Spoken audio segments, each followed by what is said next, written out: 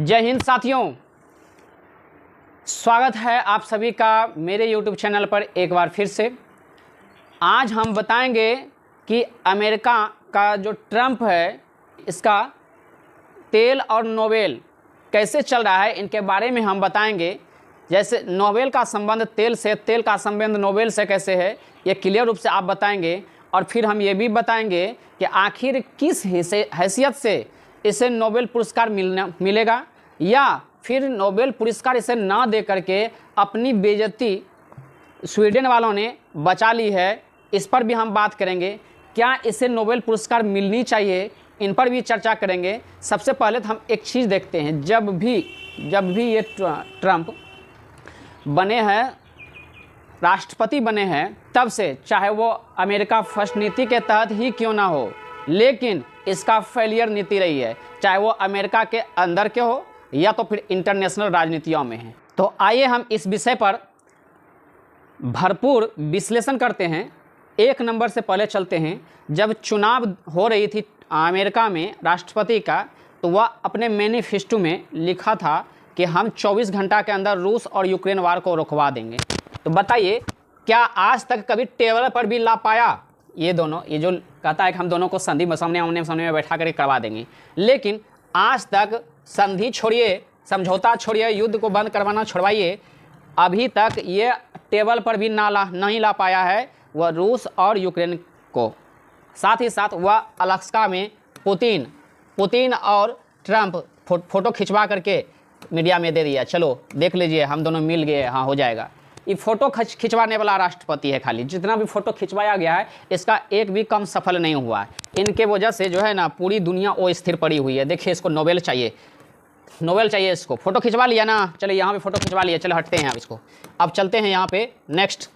अब दूसरा बताते हैं, उनका जो परमाणु जित कहता है ना, अभी भी परमाणु के नाम पर जो है ना ईरान को धो रहा है अमेरिका, और ईरान को भी धो रहा है अमेरिका और इजराइल ने कि परमाणु बम है। तो फिर इसको क्या किया तुम? ये जो परमाणु जो है ना, जाके समझौता या नियंत्रण करने के लिए इसके पास गया कि चलो परमाणु बम नहीं बनाएगा, ये जो गया समझौता, फ़ोटो खिंचवा लिया जा करके। हम तो बार बार बोलते हैं कि फ़ोटो खिंचवाने वाला है ये। तो ये फ़ोटो जो खिंचवाया, क्या किया? आज तक ये रुकवाने में सफल हुआ, विफलता इसमें हासिल मिली इसको, ट्रंप को। और ये परमाणु संपन्न देश बन गया उत्तर कोरिया। और वह तानाशाह है, ये लोकतांत्रिक नहीं, तानाशाह है, कभी भी मार देगा। इसका जो ये राष्ट्रपति का कोनो भरोसा मत कीजिए। आप जानबे करते हैं कि ये किस तरह से जो किम जोंग है। चलिए, ये वाला हो गया। अब इनकी बात करते हैं। चीन से वह जैसे ही जीता तो अमेरिका फर्स्ट की नीति के तहत वह टैरिफ वार खेला दुनिया में कि टैरिफ से हम सबको डरा देंगे। और चीन पर जो है ना 500 टैरिफ तक जो है ना लेके चल गया, 500% तक। ऐसी परिस्थिति में बदले में चीन भी जो है ना इसको टैरिफ में डाल दिया 500। ऐसी परिस्थिति में अमेरिका के किसानों को इतना नुकसान सहना पड़ा, वहाँ के लोगों को महंगाई जो है ना की मार झेलनी पड़ी, किसानों को खुद सरकार जो है ना उसको टका देना पड़ा। यानी अमेरिका का आर्थिक स्थिति यहाँ पे डैमेज हुई। चल एक एक करते हैं। अब निश्चित बात करें, भारत की बात करें तो भारत के साथ भी वही रिश्ता है। पिछले कार्यकाल में कहता था हाउडी मोदी, और जो है ना ये नमस्ते ट्रंप हुआ था, दोनों आपसी एकदम बहुत अच्छा संबंध है, बहुत अच्छा संबंध है। निकला बाहर, उसके बाद बोला कि जो है ना हम क्या करेंगे ऐसी परिस्थिति में, मोदी जो मेरा फ्रेंड है, हम जो कहेंगे वही होगा। लेकिन हम सब पागले बैठे हैं क्या इंडिया में? यहाँ पे आया, फोटो खिंचा लिया, लेकिन टैरिफ ला दिया। ऐसी परिस्थिति में भारत का और अमेरिका के साथ फिर से रिश्ता ठंडे बस्ते में चल गया। पहले भी यानी कि, और अभी भी, पहले जो है ना, ये इंदिरा गांधी के काल में भी रिश्ता ठीक नहीं था, बीच में किसी तरह सुधार, क्योंकि वह उसमें स्वार्थ था, और अभी रिश्ता खटास हो गया। कहने का मतलब अमेरिका किसी का नहीं है, ठीक है। अमेरिका ऐसा सगा नहीं जिसको कोई जो इससे ठगाया नहीं, ये सबको ठगा है, खाली फ़ोटो खिंचवाया। फ़ोटो खिंचवाने वाला राष्ट्रपति है ही। अब चलते बात नाटो की अगर बात करें तो नाटो कंट्री जैसे ये अमेरिका के राष्ट्रपति बना तो नाटो पर दबाव बनाया सुरक्षा के नाम पर जो है ना हम बहुत सारा पैसा खर्च करते हैं, तुम लोग भी करो, हम जो कहते हैं वही करो। इसको खुद समझ में बाद में आया कि हम पिछलग्गू हैं। ऐसी परिस्थिति में वो अपना पीछा धीरे धीरे पीछे घिसता दिखाई दिया। अच्छा, ये नाटो खत्म हो गया। अच्छा, और भी बताते हैं। वह ये इसके नाम पर क्या बोला इसने,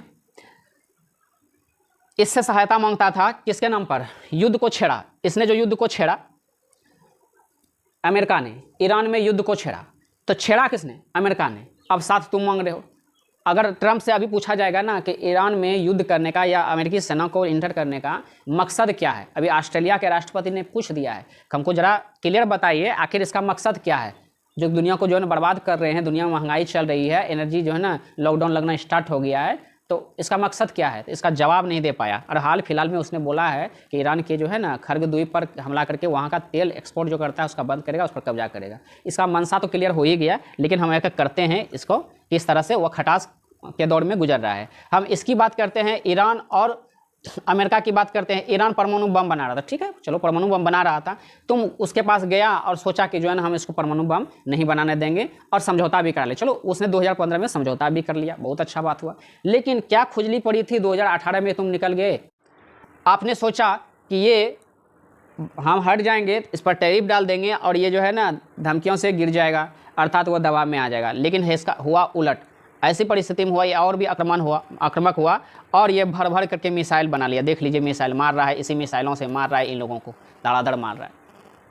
तो क्या हुआ, यहाँ पे परमाणु बम पहले जो 3% पर लाना था, अब आ गया सीधा इसका परमाणु बम का जो यूरेनियम संवर्धन है वो 80% 90% हो गया। इसीलिए बोलता है करीब पहुँचा। अरे तुम्हारा ही परिणाम है, करीब पहुँचा है। अच्छा, इनके वजह से जो ईरान प्रोटेस्ट हो रहा है, इनके वजह से अमेरिका के मिनेसोटा शहर में ये प्रोटेस्ट हो रहा है, लाखों 80-90 लाख लोग कहता है बाहर आ गया है ना विभिन्न राज्यों में। ऐसा अमेरिका के इतिहास में किसी भी राष्ट्रपति के खिलाफ पहली बार हुआ है।